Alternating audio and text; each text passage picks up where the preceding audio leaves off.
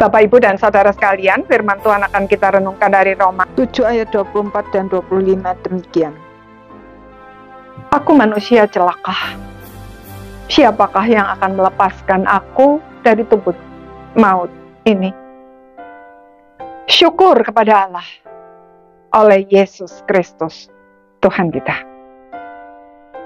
Saudara-saudara sekalian, hidup di luar Kristus adalah hidup yang tanpa harapan. Sebab tanpa Kristus hidup kita tidak mungkin dapat mengalahkan kuasa dosa yang telah membelenggu kita sejak kita ada di dalam rahim ibu. Sebelum percaya dan menerima Kristus, kita merasa hidup kita aman-aman saja. Tetapi begitu kita berada di dalam Kristus dan diberi status baru sebagai anak-anak Allah, hati kita mulai peka terhadap dosa. Sebab hidup di dalam dosa tidak cocok dengan status kita yang baru tersebut.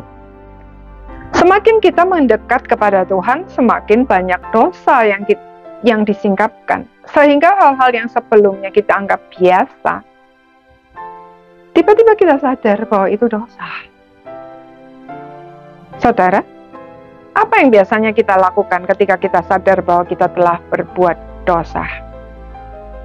Kita berkomitmen terhadap diri sendiri bahwa itu yang terakhir, dan dengan percaya diri kita berusaha membuktikan bahwa kita tidak akan jatuh lagi. Sayangnya, semakin kita berusaha, kita justru jatuh dan jatuh lagi, bahkan mungkin lebih parah. Itulah sebabnya Paulus berkata bahwa dia adalah manusia celaka yang terikat dengan tubuh maut. Puji Tuhan, kasih karunia Allah jauh melampaui segala dosa kita, sehingga kita tidak perlu lagi melawan dosa dengan kekuatan kita sendiri. Kita juga tidak perlu berkomitmen kepada siapapun dan membuktikan diri tidak akan berbuat dosa lagi.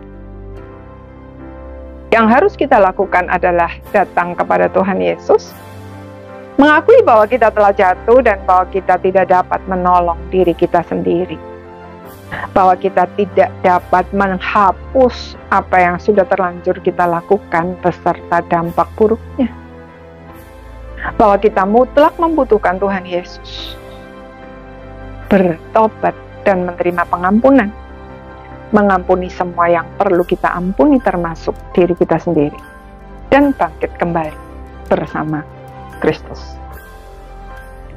Jika ada konsekuensi yang harus kita tanggung, kita menjalaninya dengan iman sebagai bagian dari proses pengudusan yang Tuhan kerjakan di dalam diri kita. Saudara, jika setiap kali jatuh kita melakukan proses ini, maka tanpa kita sadari, Tuhan sudah mentransformasi hidup kita dari dalam. Suatu saat kita menoleh ke belakang, kita akan mendapati diri kita sudah tidak sama lagi. Saudara, Tuhan Yesus sudah mati disalibkan agar saudara dan saya benar-benar merdeka dari belenggu dosa.